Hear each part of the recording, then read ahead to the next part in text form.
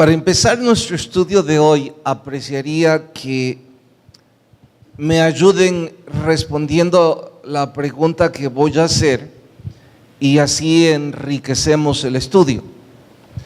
La pregunta es: ¿por qué los falsos maestros fueron y siguen siendo tan exitosos en ganar personas que ya son parte de las iglesias? ¿Por qué los falsos maestros fueron y siguen siendo tan exitosos en ganar personas que ya son parte de una iglesia?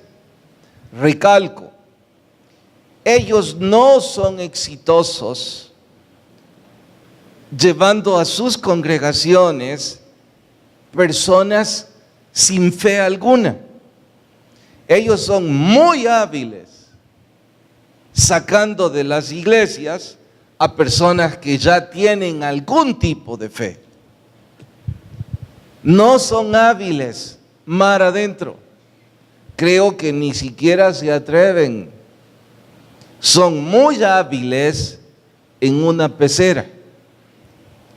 Y la pregunta es: ¿por qué tienen éxito? Ayúdenme y respondan. De hecho, noten que esto no es nada nuevo. Yo no estoy hablando necesariamente por nuestra iglesia o porque estemos padeciendo algún éxodo, porque falsos maestros estén llevándolos. Estoy diciendo esto porque ese es el contexto de la carta a los Corintios, en donde Pablo está denunciando que algunos de la congregación se han dejado influenciar por estos falsos maestros y poco a poco están carcomiendo la espiritualidad de la iglesia. ¿Por qué tuvieron éxito? ¿Y por qué hoy día siguen teniendo éxito? Ayúdenme y respondan. Hermana Cinia.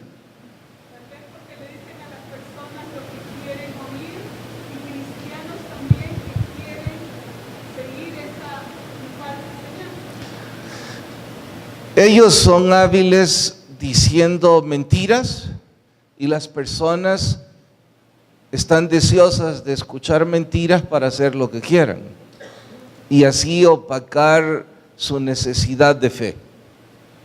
Bueno, ¿alguien más quiere opinar? Hermano.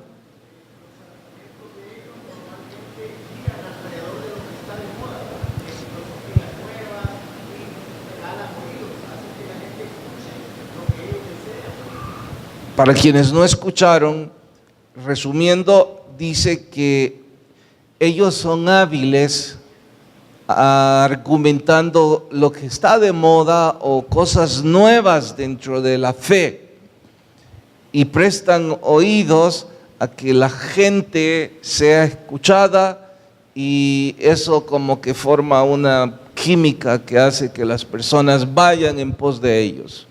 Bueno, hermano.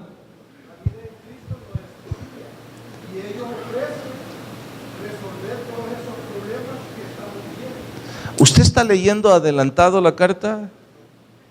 Bueno, Eric acaba de decir que la vida en Cristo no es un lecho de rosas, no es fácil.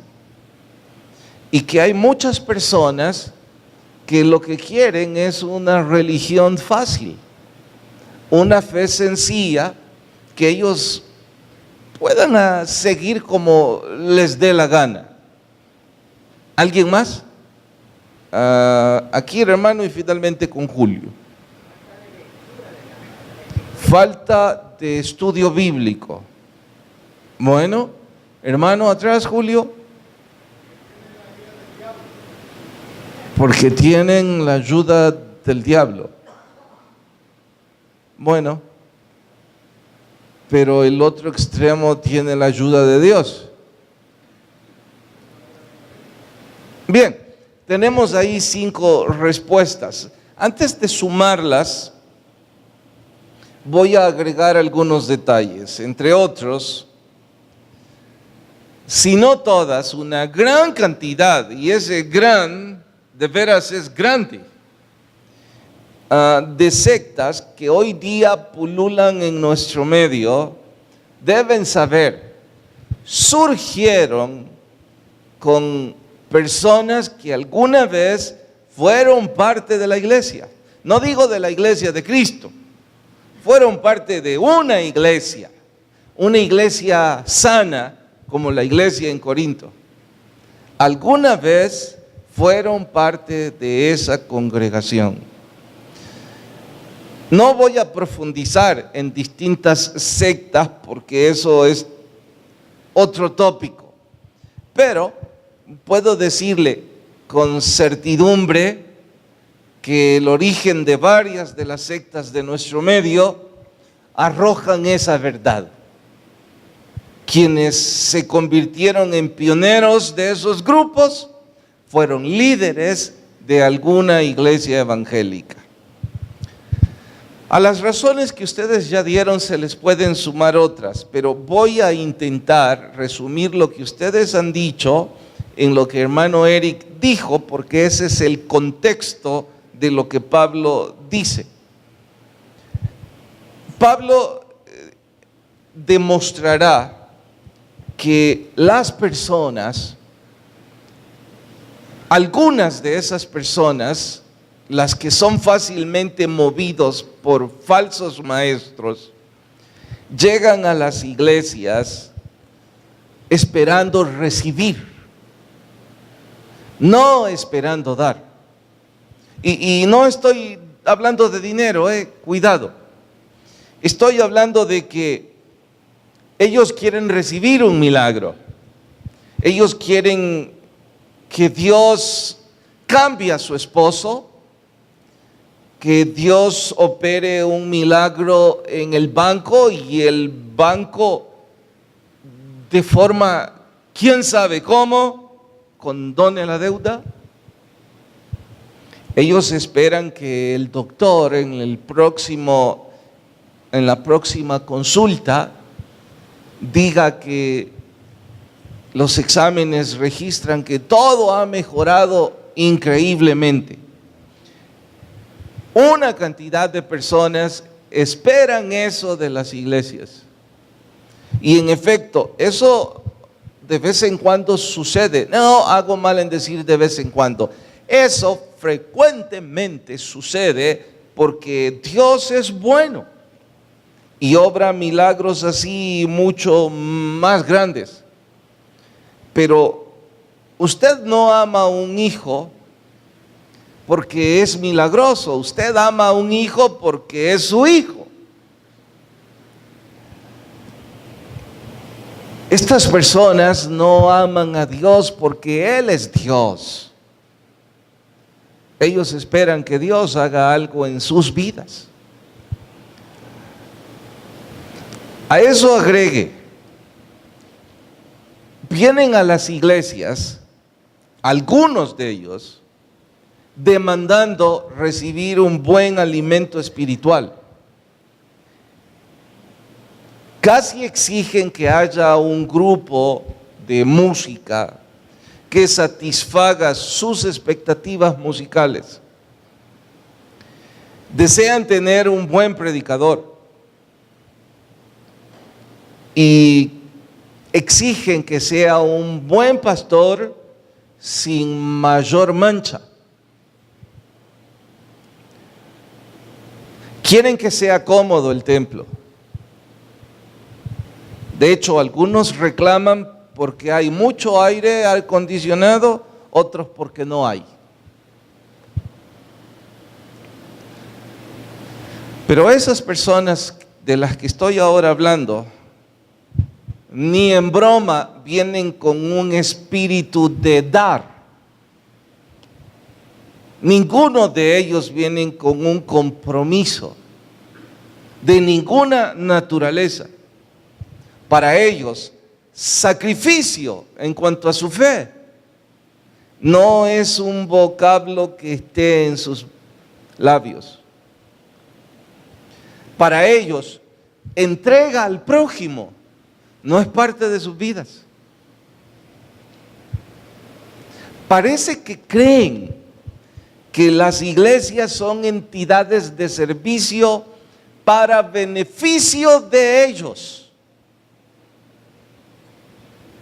Y cuando esas iglesias no son beneficio para ellos, entonces sus expectativas no están satisfechas. Pruebas tangibles de todo lo que acabo de decir como ejemplo. Hay una cantidad de ustedes, que espero no sea muy grande, no tienen tiempo ni corazón para involucrarse y servir en nada al prójimo. No tienen en sus mentes o en su corazón el espíritu de compromiso, de involucramiento y de servicio a otros. Tienen en mente el servicio de recibir. Otra prueba tangible es que cuando algunos se van de esta iglesia o de cualquier otra, se van desilusionados porque la iglesia no satisface, entre otras cosas, tener un pastor competente y que no sea gran pecador. De hecho, hay una cantidad de los que se van de aquí, no todos, creo que hay algunos que se van por razones legítimas, bíblicamente hablando. Pero otros, su excusa frecuente es precisamente el pastor. Y quizás razón tengan. Otros dicen que se van para mejorar sus condiciones sociales. Ir a una congregación que se apegue más a su realidad socioeconómica.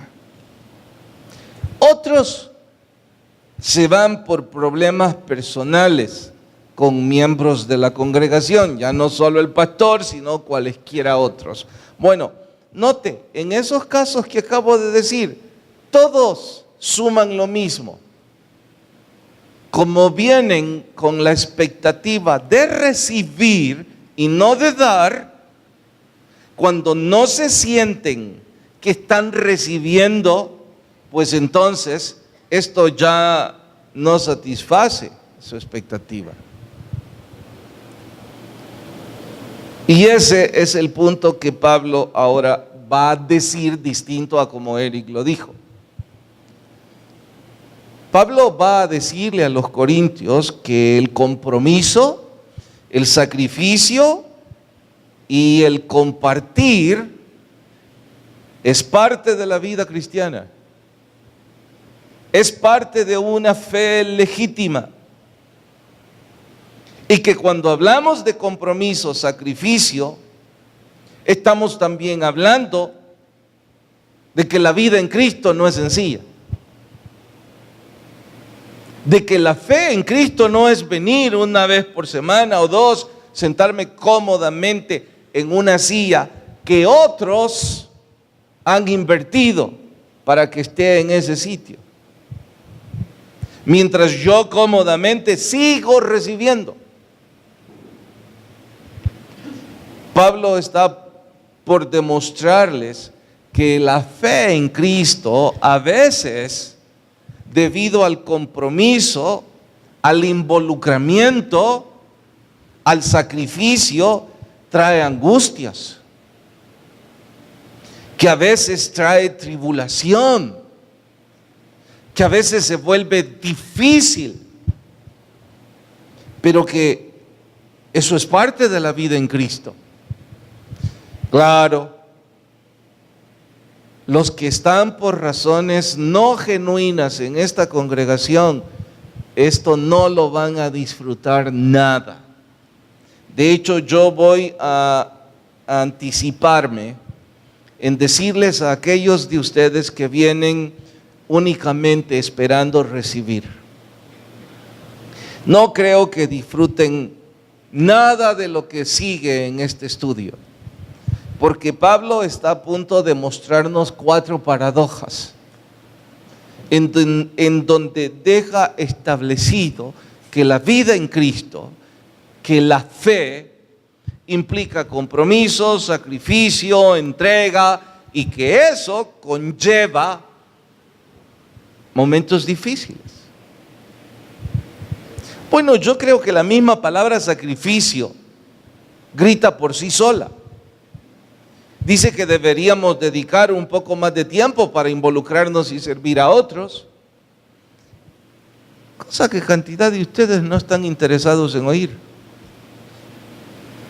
Creo que cantidad de ustedes están interesados en escuchar cómo mejorar sus finanzas, cómo mejorar la relación de marido y mujer, cómo mejorar la relación entre padres e hijos, cómo mejorar mi ambiente laboral, cómo mejorar mi condición espiritual. Lo único que esperan es cómo mejorar.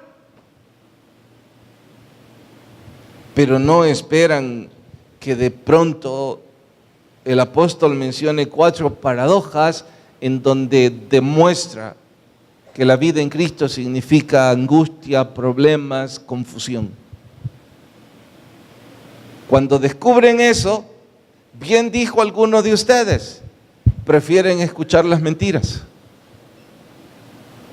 Prefieren moverse a alguien o algo que les crea una falsa esperanza de superación económica o personal. Y de allí que los falsos maestros tengan tanta suerte con tantos niños, espiritualmente hablando. Niños que de forma egoísta solo esperan recibir. No están dispuestos a dar. Yo me pregunto, ¿tendrá que ver con la edad?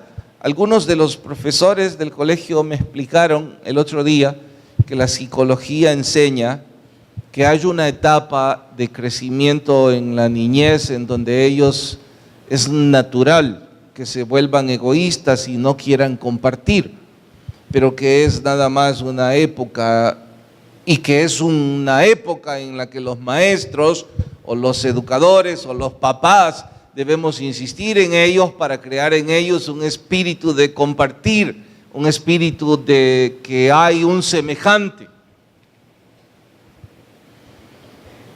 Y yo dije con cierto alivio, qué bueno que no es mucha esa época. Creo que me dijeron que eran 1 o 2 años. Yo me pregunto, ¿será que en las iglesias evangélicas hay un montón de niños de esa edad que piensan que la vida en Cristo es recibir? No dije que nos recibamos, no dije que esté mal, que esperamos un milagro, solo dije que esa no es la vida en Cristo. Bueno, no hablo más yo, preguntémosle a Pablo las 4 paradojas. Nuestro sermón de hoy, paradojas de la vida en Cristo. Segunda a los Corintios capítulo 4, vamos al verso 7 y otros que voy a mencionar. Capítulo 4, segunda carta a los Corintios, ¿lo encontraron? Vamos al verso 7. Esta semana vamos a memorizar el verso 7, así que por favor pongan una marca allí y esfuércense en memorizar esto. Tenemos este tesoro en vasos de barro, para que la excelencia del poder sea de Dios y no de nosotros. ¿Saben qué? Repiten conmigo, por favor, el verso en voz alta. Pero tenemos para que la excelencia... Quise que lo repitieran en voz alta, intentando que recuerden que debemos memorizarlo. Y que aquellos que ni Biblia trajeron, bueno, me refiero a los que tienen años de estar aquí, pues se sientan un poco avergonzados. Y les quiero contar, descubran, estamos estudiando la Biblia, fíjense. Bueno, versículo 8. Aquí empiezan las paradojas. Estamos atribulados en todo, mas no angustiados. En apuros, mas no desesperados. Paren. Yo sé que todos esos niños egoístas que vienen esperando recibir no están felices, que dicen: oiga, yo ya venía atribulado y aquí me dicen que voy a seguir atribulado. Yo ya traía apuros y ahora quieren que tenga aquí más apuros. Bueno, pero sigue, verso 9. Perseguidos. A mí ya me persigue el banco, mas no desamparados. Derribados, pero no destruidos. Este es otro verso que pensé decirles que memorizáramos. Llevando en el cuerpo siempre por todas partes la muerte de Jesús, para que también la vida de Jesús se manifieste en nuestros cuerpos. En voz alta el 10 de nuevo. Llevando en el cuerpo siempre por todas partes la muerte de Jesús, para que también la vida de Jesús se manifieste en nuestros cuerpos. ¿Cuál memorizamos, el 7 o el 10? ¿Quién dijo los dos?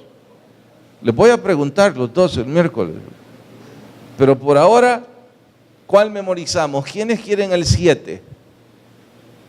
¿Quiénes quieren el 10? Y todos los demás no quieren ninguno. No me sorprende. Quedémonos con el 10. En realidad a mí me gusta también más. Vamos con el verso 10. Oremos. Señor, por favor, guíanos en este estudio y danos sabiduría para estudiar tu palabra. En Cristo Jesús. Amén. Bueno, voy a ir hasta el significado de paradoja porque el tiempo ya no es nuestro amigo. Paradoja es lo contrario a la opinión pública. Tan simple como eso. Viene del latín paradoxa y es la idea opuesta de lo que se considera la opinión general. Esa es una paradoja. Voy a mencionarles una. El mundo cree, los inconversos creen que los cristianos estamos locos, porque un domingo en el pueblo donde yo vivo amaneció totalmente cubierto de neblina. No se podía ver a 5 centímetros. Y no sé si les ha pasado, pero cuando uno despierta, es día domingo y está lleno de neblina, solo hay que darse la vuelta en la cama. Entonces puedo imaginar a mis vecinos, si me ven salir con un saco a las 5:40 de la mañana, ¡está loco! ¿Cómo se le ocurre? Este es lo contrario de la opinión pública. Si lo que hay que hacer en un domingo así es ponerse una doble sábana, despertar a las 11 y a las 11 buscar o qué desayunar o una buena sopa. Pero resulta que estos cristianos a las 11 van a una cancha. Y estoy hablando de los líderes, no de los que van a jugar. Van a tomar el sol, a soportar que los que son parte de su equipo le griten groserías y los que son parte del otro equipo le griten más groserías. Él como líder pagó la pelota, el uniforme, el árbitro, y no lo ponen a jugar. Para colmo, un día de estos entró a jugar. No le importó que lo criticaran. Yo voy a jugar. Y no había terminado de entrar cuando ya le habían dado un gran puntapié. Y no fue el otro equipo, el mismo equipo, para colmo. La opinión pública dice: este está loco. ¿Por qué no te vas con el fruto de tu trabajo de la semana? Te vas a almorzar, luego te sentás en un sillón acolchonado, ves algún partido por televisión, dormí la siesta. Dios no te va a culpar por eso, tenés derecho al descanso trabajases duramente, este es el fruto de tu trabajo. Dios te dio un trabajo así para que lo disfrutes. Entonces la paradoja es que hay personas que consideran ese sacrificio un privilegio. Todo lo contrario a la opinión pública. Pablo dice que muchas veces el cristianismo es una paradoja. Y les está diciendo esto para que no se rindan y no sean vulnerables a los falsos maestros. Les dice, atribulados. Bueno, las circunstancias que nos rodean a veces nos provocarán presión. Sentiremos como que todo se nos vino encima. Pero Pablo dice, en Cristo hay una salida a eso. Usted no tiene que rendirse porque todo se le vino encima. De hecho, en este momento a Pablo todo se le había venido encima. Y cuando digo todo, está siendo perseguido por Roma, no tiene un 5, su salud está quebrantada y no tiene dinero para seguir en el campo misionero. Y resulta que los hermosos hermanos de la iglesia en Corinto le han montado toda una revuelta. Y él dice, es un grande honor la opresión que ustedes me están causando. Es un privilegio, es parte de mi vida en Cristo. Porque yo no estoy aquí, dice, para servirme de ustedes, sino para ser siervo a ustedes. Cierto que a veces, dice él mismo, tendré que tomar la actitud de poner en orden algunas cosas, como estoy haciendo en esta carta. Y les caeré peor a esos falsos maestros. Pero yo no estoy aquí porque sea un esclavo. En todo caso, soy un esclavo voluntario de Cristo, no de este trabajo. Si yo soy un esclavo voluntario de hacer esto, involuntario, y aunque parezca un error decir esclavo involuntario, porque un esclavo está a la fuerza, pero en este caso estoy haciendo la relación para que todos entendamos. Pablo dice, si yo no estoy aquí por mi propia voluntad, entonces estoy como un esclavo que detesto hacer eso y detesto las consecuencias de la opresión que ustedes me están propinando. Como soy un esclavo, yo aquí no voy a hacer más que lo que me toca hacer, pero no haré un poquito extra. Él dice, para mí esto es un honor, es un privilegio, y por eso estoy más que dispuesto. Luego dice en el mismo verso, en el 8, en apuros, mas no desesperados. Encontré otras dos versiones, una dice perplejo, pero no desesperado, y la otra es la que más me gusta. Confuso, pero no confundido. ¿Qué es eso? Confuso, pero no confundido. Bueno, habrá ocasiones en que no sabemos qué hacer.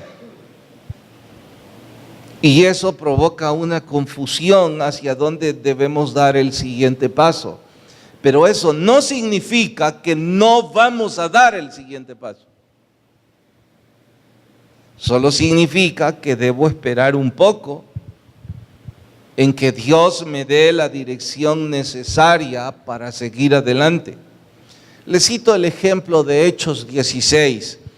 Pablo quería ir a la provincia de Asia y Bitinia. Él quería plantar una misión ahí, pero por más que intentó, no lo pudo hacer. Y dice con cierta frustración, ya lo intenté una segunda vez y no he podido hacerlo. ¿Cómo es posible que Dios no quiere que yo vaya a ese lugar y plante una misión? Esto me provoca una confusión. No, no se equivoquen, no estoy confundido de mi fe, que debo plantar misiones y predicar. Estoy confundido si debo ir o no ir a ese sitio. Creo que debo ir, pero los problemas me impiden ir. Eso me provoca confusión, no de mi fe, solo del siguiente paso. En esa historia sabemos el final. Sabemos que tiempo adelante Dios tenía un plan para que Pablo fuera a Macedonia y que desde allí empezara la incursión misionera hacia Europa. De hecho, muy pronto plantó una obra en Filipos que dio a luz una próspera y hermosa congregación, una de las que más elogios recibe en las cartas de Pablo.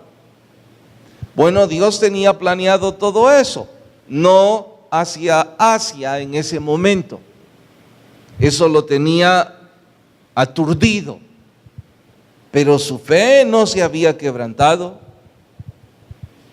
Estoy diciendo que tal vez usted se siente un poco frustrado porque no ve los resultados que usted esperaba en el ministerio en donde decidió servir, o no esperaba esos resultados en su matrimonio, o qué sé yo, en cualquier ejemplo, y eso de pronto nos aturde, pero no cambia nuestra fe. Un cristiano genuino entiende eso. Un niño en época de egoísmo solo recibe, no entiende de que a veces hay que esperar para dar un siguiente paso. El siguiente versículo, y estoy corriendo porque el tiempo se acabó, dice: perseguidos, mas no desamparados, y derribados, pero no destruidos. En cuanto a perseguidos, gracias a Dios que no tenemos persecución religiosa explícita en este país. Creo que debo mencionarlo. Dios quiera que nunca la tengamos. Pero de que hay persecución discrecional, si la palabra es correcta, sí existe. Pero quiera Dios que nos mantengamos como hoy por hoy, con libertad de culto. Ese es el contexto en el que Pablo habla, que gracias a Dios nosotros no sufrimos. Pero sí sufrimos un poco de discriminación religiosa, que no es persecución, ni comparable siquiera. Cuando hablo de discriminación es que alguien le ridiculiza en su trabajo o en su familia por su fe, eso le propina sentirse perseguido, acosado. Pero dice el versículo 10, ¿acaso no teníamos que llevar en nuestro cuerpo las marcas de la muerte de nuestro Señor Jesús, para que así también se vea en nuestras vidas su resurrección? Es parte de él. Y finalmente abatidos, pero no destruidos. Creo que esta última es como entrar a una pelea en donde mientras boxea recibe una paliza y en el round 2 el golpe fue tan fuerte que lo tumbó. Para suerte suya, la campana sonó y tiene tiempo para ir hasta su esquina. El entrenador limpia la sangre, le da un poco de agua y le dice: es mejor rendirnos. No, hasta que no pueda más. Y regresa a la pelea. Eso es abatido pero no destruido. Incluso a veces pierde esa pelea. Y cuando es entrevistado le preguntan: ¿cómo se siente? Bueno, no estoy feliz, pero estoy animado de la revancha.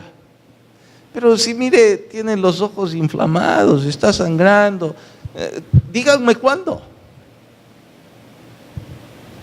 Cualquiera diría, este está loco, qué paradoja. La opinión pública dice que ya no debe pelear más y él dice, es que necesito un poquito de preparación. Pablo ahora nos está diciendo, eso es lo que un cristiano debería hacer. Quizás perdió una pelea, pero no olvide que la única guerra que ya se conoce el ganador es la guerra espiritual. Sabemos que el libro de Apocalipsis termina cuando Cristo Jesús pone sus pies sobre el monte de Sión y Él es el Rey de Reyes y Señor de Señores. Las demás peleas podemos perderlas, pero nunca la guerra. Eso debería animarnos a seguir en Cristo. Oramos. Padre, gracias por hablarme. Despídeme.